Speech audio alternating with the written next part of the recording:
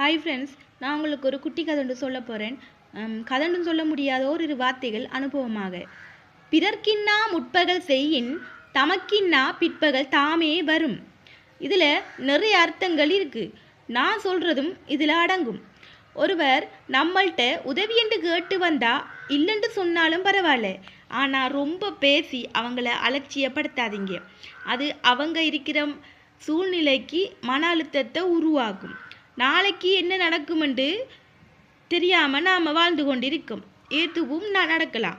அதால் யாராவது காசோ இல்லை சாப்பாடோ எதுவாக இருந்தாலும் நம்மள்கிட்ட இருக்கிறதுல கொஞ்சம் தான் கொடுத்து பாருங்களேன், எவ்வளோ அழகாக மாறும் வாழ்க்கை.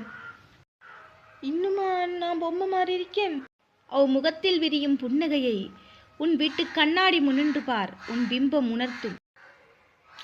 அட ஆமா, புரிஞ்சுதா ஃப்ரெண்ட்? புரிஞ்சிருக்கும்.